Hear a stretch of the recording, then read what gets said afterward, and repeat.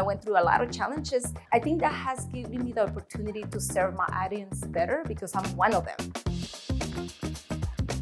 Chavez Media, the intention is to continue, uplifting and inspiring people of color. We want to be that, hope and that resource for the Latino community that they're not alone and they were there at the front line. You've been using your platform with a purpose, right? Connecting all of us on these stories of hope.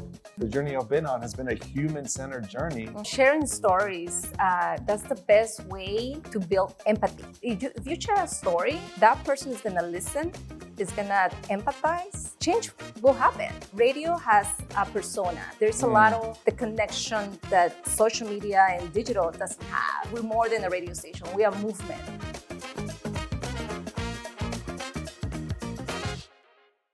Okay, well, welcome back to the Future Human Experience. I am so excited for our guest that we have today, Maria Barquin, the Director of Programming and Content for Chavez Media. Thank you so much for joining us in the Future Human Experience. Eric, thank you so much for having me here. Well, Maria, first off, we had an opportunity to connect because of our passion on doing the work in community, and not only you shared that with myself, but with audience members all over the country. Share with us a little bit more about what you get to do today in Chavez Media and how you are, going through this digital transformation and that work that you've been doing. Yes, so we originally started as Radio Campesina, just one radio station in California, founded by Cesar Chavez, the civic rights leader. And he just wanted to organize and talk to farm workers at that time. And I'm talking, Campesina has been in existence for 40 years. Yeah. So starting one radio station, went from there to 7 radio stations.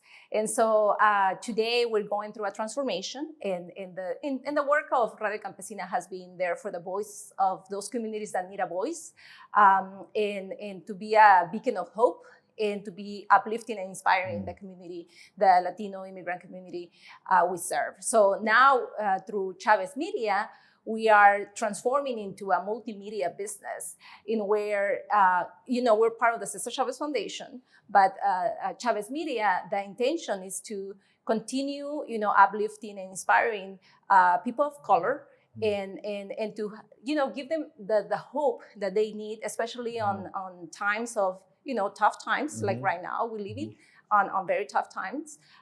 We want to be that, hope and that resource for the Latino community that, that they're not alone, and we're there as at the front line of the issues they're facing.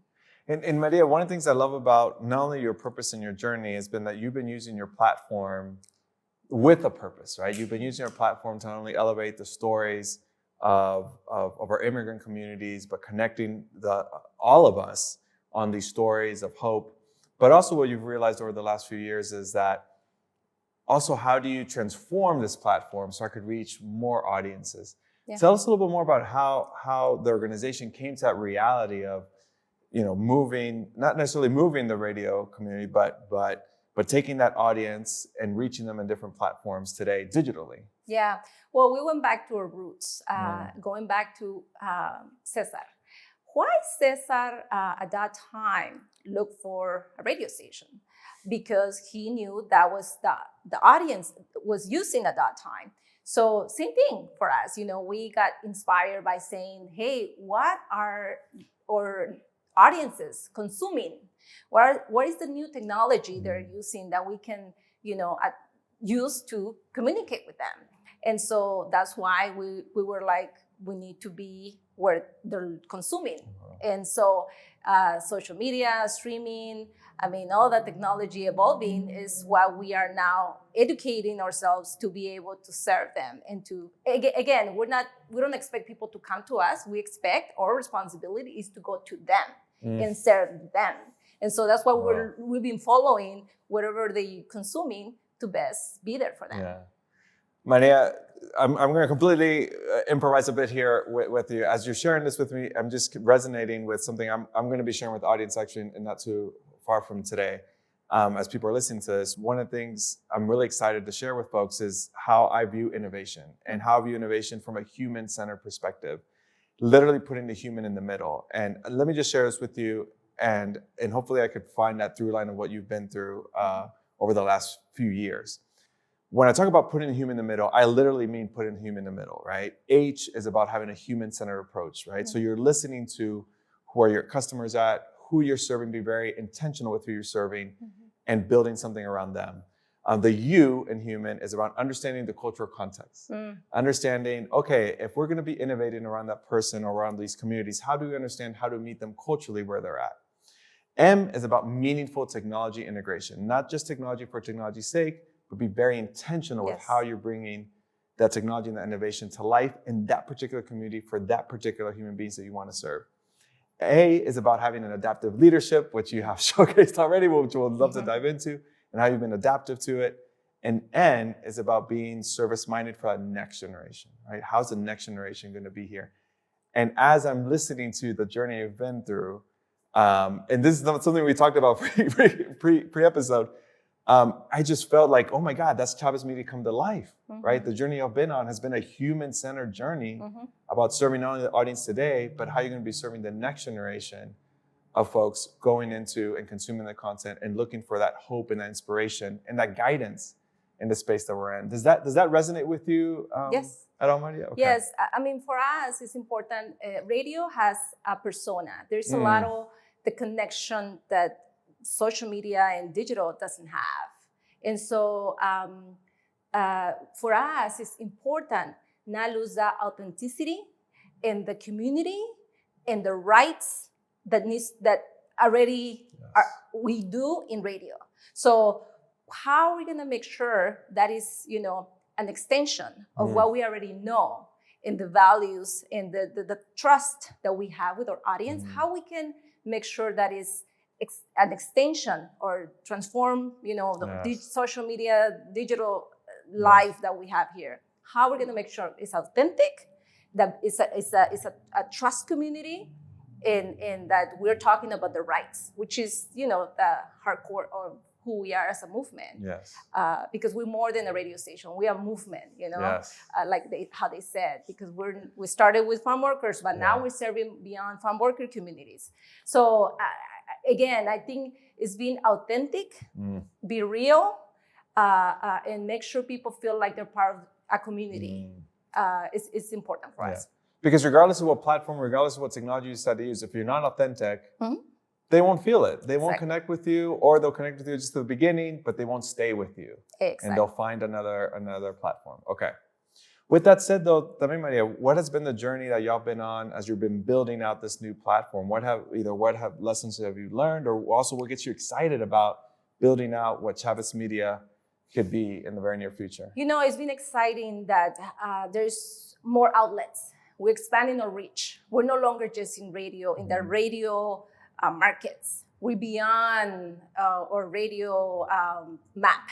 I mean, we have listeners from Europa, from Mexico. I mean, actually, the number 2 listeners groups that we have is from Mexico City. Wow. I mean, La Ciudad de Mexico. They listen to us a lot through our streaming channels. And so it just being able to, again, not see technology as a threat, but see it as an opportunity.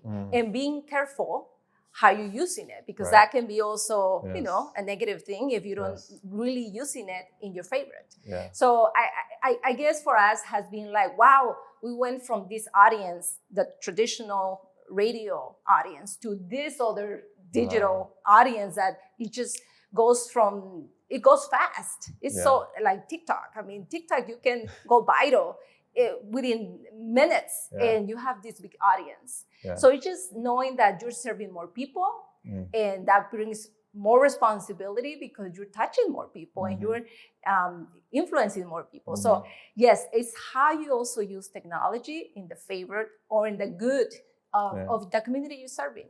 Well, Maria, but even though your audience has expanded and you've continued to grow, where have you centered yourself on, right? Because sometimes I think we can get too excited that technology brings us into new rooms or into new places, into new audiences. But I feel like Chavez Media has also grounded themselves at the end of the day on the values of what Cesar Chavez founded this not only the foundation, but this effort on. have y'all found yourselves also going back to those moments that even though it can get really exciting that you're on all these different platforms, but at the end of the day, you still ground yourself in the humanity of this work? Yes, definitely. I mean, actually, Cesar used to say, it's not about the grapes or about the letters, la lechuga. It is about the people. Like, it goes back to the people. That's what you are here for. Yes, you're fighting against the grapes. It's just it's an action. But at the end of the day, it's about the people. It's the impact that you do on your audience, on the people that you serve. So I think for us, it just, when we're so lucky, we're blessed because, I mean, we're founded by this man that has so many, codes, so many things that we can duplicate and use as a way to amplify a message that he used many years ago and still, relevant today. So we're so blessed because we do have this man that founded us, and a lot of people uses him as a way to amplify or inspire people. And so, and we get to say, he created us. We're here for him because of him. So, And Maria, how has your journey been, right? Because you also started your journey, if I'm not mistaken, as a locutora on the radio, and you've also transformed your career. How has that been, not only being part of this organization for this time, but also seeing your own personal growth? How have you navigated that? And are there any challenges that you would like to share today with our audience and sharing with them a little bit how you navigated some of those? No, thank you, Eric, for allowing me. But, it's been a beautiful journey. You said I'm an immigrant that came actually with no, I was for 4 or almost 5 years with no legal status. So I had to work. I had to, I went through a lot of challenges that I think that has given me the opportunity to serve my audience better because I'm one of them. I went and I'm still going through challenges within my own family that they're trying to become, U.S. citizen of this country. And so, but the biggest, blessing has been working for the Cesar Chavez Foundation because they have seen something in me to make me feel that I can do the impossible. Ordinary people doing extraordinary things. And that's the way they have treated every employee there. And so for me, when I started, from a weekend DJ to transition from a weekend DJ to a promotions director, I was so scared. I'm like, no, I can't do it. I don't have the knowledge. And they're like, don't worry, sí se puede attitude, which is one of our core values.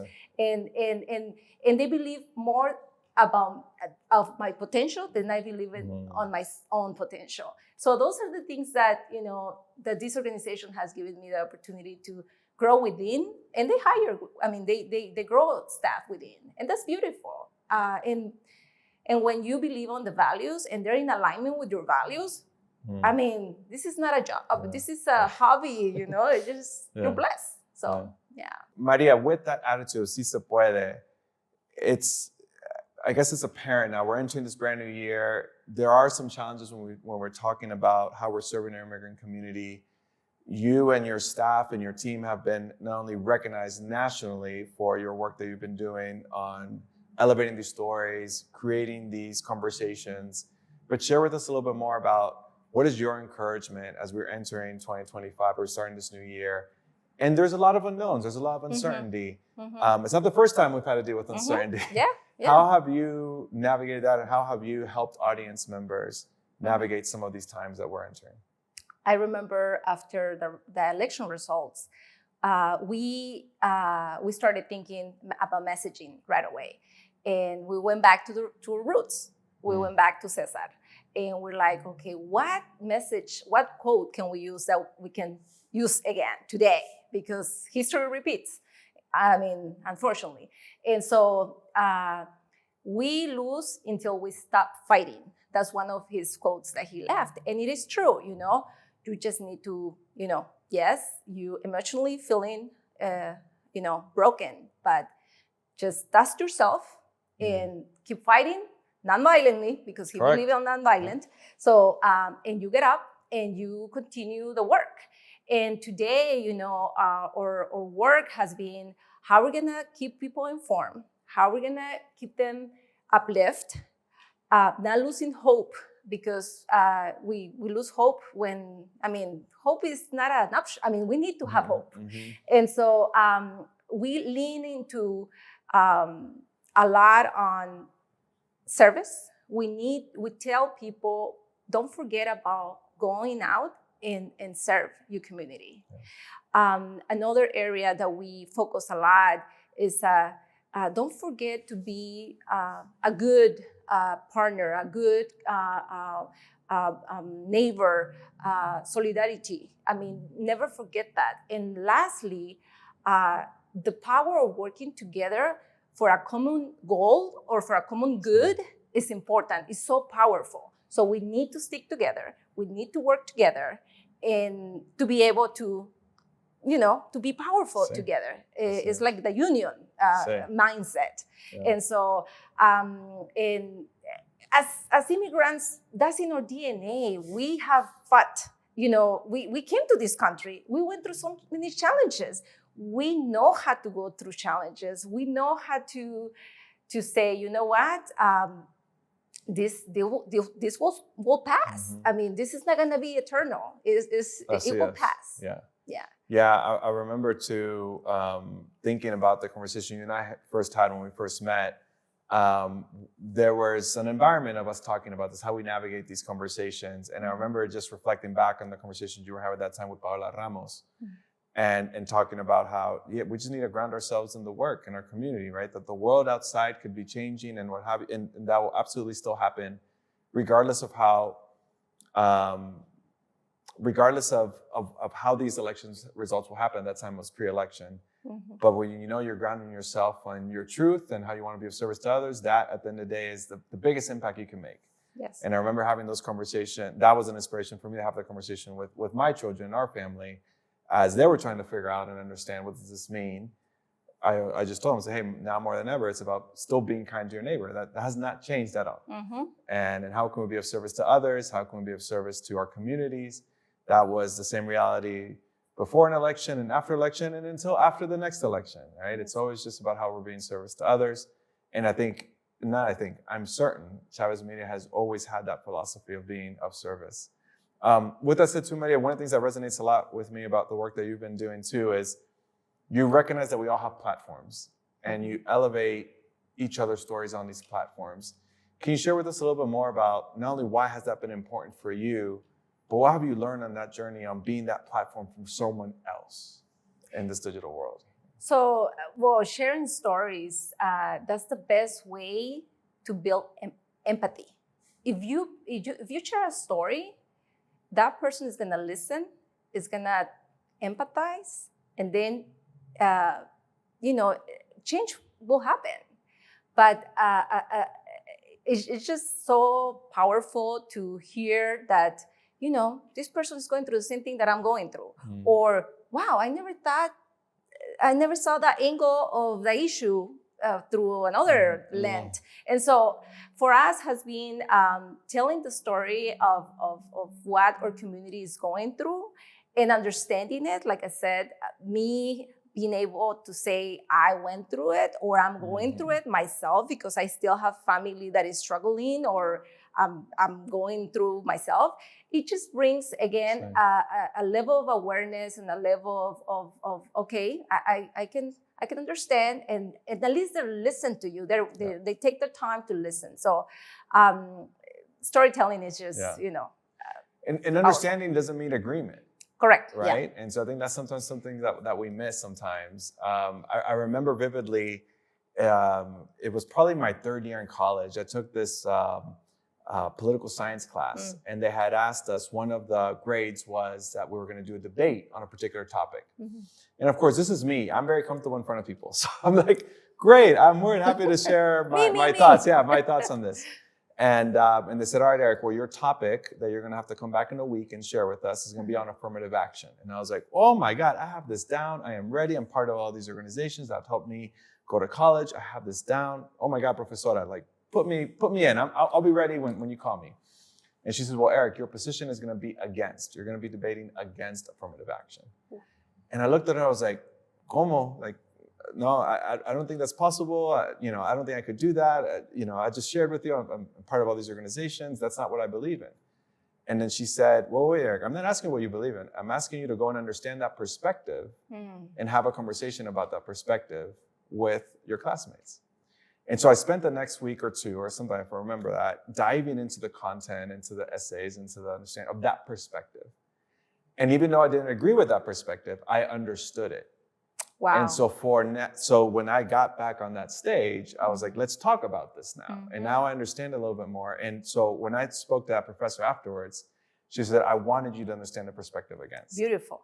Because that's going to help you, right? Yes. That will help you down the road in the long term, right? And so now when we navigate sometimes these especially these polarized moments, that's always been my encouragement to folks, and especially the young professionals, young adults who are navigating this for the first time, is like, no, understanding doesn't mean agreeing, but have those conversations, be open to those conversations. And I think we're entering these times that some of our institutions will be tested, but also I think, again, the glass half full Eric in this situation is the person that says, great, let's have a conversation about these institutions that we've either ignored to have these conversations the last 4, 8, 10 years or so. Let's talk about it as a community. Let's understand how that impacts us. How does it impact our neighbor? How does it impact my city or my community? And let's be willing to do that authentically and in a respectful way. And I think we can move forward that way as well. Well, Maria, one of the fun things we like to do with our guests is we ask our guests to come with a blind question for me. So feel free to share with our audience what questions you might have for me. Question or questions you might have for me. So first question. What is it that you most remember of the teachings of Cesar Chavez that you will say, this is something I always go back to, this quote or this moment or whatever I read about him that helps me stay uplift and focus? No, I love that. You see, this is what happens when you have a reporter come in to meeting. No, that's a great question. I vividly remember the fasting. I think that story is powerful, and I think I've shared it with.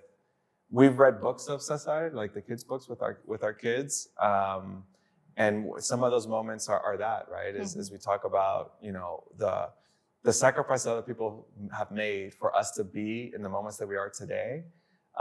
We stand on the shoulders of giants. And I think there's those stories like Cesar Chavez, like so many other inspiring figures, they always tap into that. Sometimes we need to remind ourselves, right, and ground ourselves when we're dealing with these moments of uncertainty or dealing with these challenges and be like, man, que imposible, or how impossible this might feel right now. And you're like, wait, there's other giants that have been through either the same situation or something even much deeper than what we're going through right now. And I don't have to live through that because they did it for us. Right. Yeah. And so I think those are moments like that image-wise I always go back to. I think about my father-in-law and my mother-in-law. They came here to this country as farmers as well. And so I think about them as grandparents to my children. They might not be where they're at today if it wasn't for everything that Cesar did. And so you always think about how those secondary, third order, fourth order effects of the decisions that our leaders have made or we're called to make today that will impact generations that we were never probably able to meet one day, but that we could look back to and say, man, gracias a ti por hacer esto, that, my mother-in-law is here with us today, celebrating, right, a birthday with our children. So I think about that as well. So talking about an impact, second question and last question. What is it that you're gonna focus and work so hard for within these 4 years? That at the end of the 4 years, you will say, I conquered this. What area you wanna improve in society, in human society, that you wanna say, this is my contribution? The contribution I wanna leave behind in the next, I'll say 48 months, is that conversation around the technology, the impact that technology has in our communities. I think we've built these great innovations of these technologies that are now moving at an exponential pace today, that at times they could feel that we're leaving certain communities behind. I felt that in Ecuador. I feel that today. We felt that during COVID. And so my challenge that I'm diving into is that how do we not only highlight those stories of these gaps that are being built, but how do we build solutions to start closing those gaps? I absolutely am a firm believer that technology has the opportunity to do that, but we need to be very thoughtful of what human we're serving, understanding our cultural context, being very meaningful with how we're integrating that, be very adaptive, and then be very mindful of that next generation. I think that is something else too that I want to bring to life in these conversations is that we've as a culture, as a community, we've built how to say this, a time preference that's very short. We say, if I do this today, I have to do this today because I'm going to see results in the next, handful of months. And we see that in corporations, we see that in nonprofit organizations, and there's nothing wrong with that, but we just need to acknowledge that's a reality. And so, but when that's a reality, how are we impacting then the folks that are going to be served in the next 15 years, right? Yeah. And how are we not bringing their voices into these conversations? And so I want to also bring those stories to life, is that the investments we get to make today, those seeds that we get to plant today are going to be for trees that we're not going to be able to sit under, and that's okay. I love that, by the way you say about the trees and the seeds. So yeah, and so that's also something else I want to really bring to life in our conversations over the next 4 years. Beautiful. So, yeah. Well, if I can help you in any way, I'm here. That's something we'll be working on together. Maria, with that said, how can people connect with you? How can people connect with Chavez Media to continue this work that you are leading, but more importantly, that the whole organization is leading for our communities? I'm going to share my social media. It's under here. Okay. Or I don't know how on the notes, we'll have it on the notes. Yes. Okay. Yes. And then Chavez Media is leading so many initiatives that we'll be able to connect with you as well through our websites and through the socials. Awesome. Well, Maria, thank you again so much for joining us in the Future Human Experience. We're looking forward to not only what is possible in 2025, but how can we be of service to our communities. Otra vez, muchas gracias. No, a ti. Thank you so much. Thank you for having me. Hey everyone, this is Eric, the host of the Future Human Experience. The reason why this podcast was created was to be a platform for others to really bring these conversations to life. So if you're enjoying this content, please like and subscribe. It will really help our channel and expose these ideas for others. Thank you.